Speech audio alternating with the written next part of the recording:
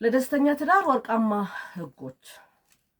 በጭራሽ ሁለታችሁም በአንድ ጊዜ አትቆጡ።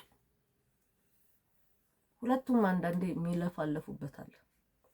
ያለፈው ስተታችሁን በጭራሽ አታንሱ። ይሄ በጣም ብዙ ጊዜ የሚነሳ ሴት 10 ምናምን ዓመት በፊት የፈጠርከውን ስተት ዛሬ ላይ ላደረከው ነገር ተወቃሽ ታደርጋለች ማለት። ወንድም እንደዚህ አንቺ እኮ ያገኘሁሽ እዚህ ጋር ነው፣ አንቺ እኮ ከዚህ ቦታ፣ አንቺ እኮ እንዲያርገሽ ተነጋግራችሁ ይቅርታ ተባብላችሁ ካለፋችሁ በኋላ እግዚአብሔር ራሱ ትላንት የሰራውን ኃጢአት ዛሬ ንስሐ ከገባበት አያነሳም። በሱ እየወቀሰ ወደፊት ችግር አያመጣም። ግን ሴጣን ግን እንደሱ ነው ሁልጊዜ ማለት ነው።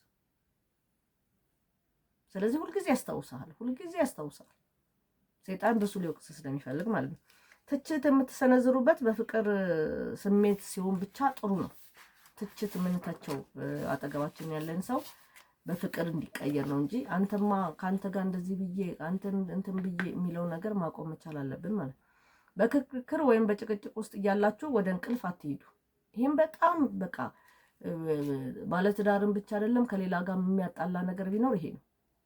ምንድነው? በክርክር ወይም በጭቅጭቅ ውስጥ እያለ ሳይጨርሱ ዳር ሳያደርስ አንደኛውን ሳያሳምን ተነስቶ ይሄዳል ማለት ነው። ስለዚህ ያድራል። ነገሮች የሆነ ታይም ላይ ሌላ ችግር ሲከሰት ይነሳል ማለት ነው።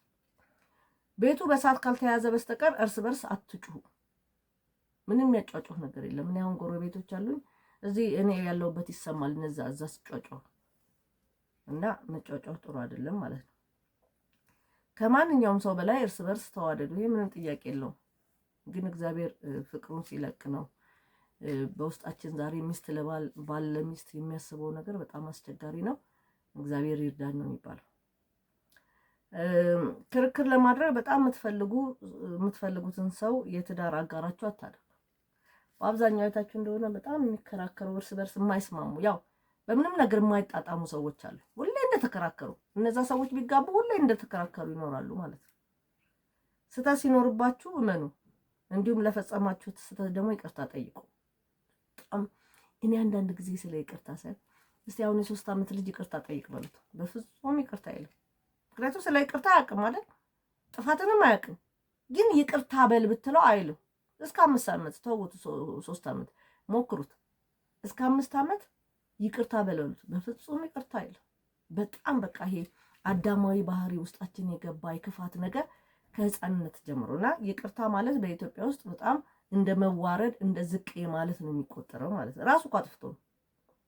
ቢያንስ በቀን አንድ ጊዜ ለትዳር አጋራችሁ መልካም ነገር ተናገሩ ወይም አድናቆት ግለጹላት። አንቺ እኮ ጥሩ ነሽ፣ አንቺን ባይሰጠኝ ኖሮ እግዚአብሔር ብሎ ማለት መልካምነት ነው። አንዳንዱ ለውጪ ሰው በጣም መልካም ነው፣ ለቤት ግን ኮስታራ ነው። ኮስታር ብሎ ልጆቹን ይመራል፣ ኮስታር ብሎ ሚስቱን ይመራል፣ ሊደበድብም ይችላል። ውጪ ግን እሳቸው መላክ ናቸው ይባላል። የውጪ አልጋ የቤት ቀጋ እንደሚባለው የውጪ የቤት አክቹአሊ ሁለቱም መሆን እንችላለን። ቤትም አልጋ ውጪም አልጋ። ያው የማስመሰል ባህሪያችን ከፍተኛ ስለሆነ ነው። ክርክር ለመፍጠር 2 ሰዎች ያስፈልጋሉ። ዞሮ ዞሮ ለመነጋገር ለማሳመን ነው እንጂ ባልና ሚስት መሆን አያስፈልግም።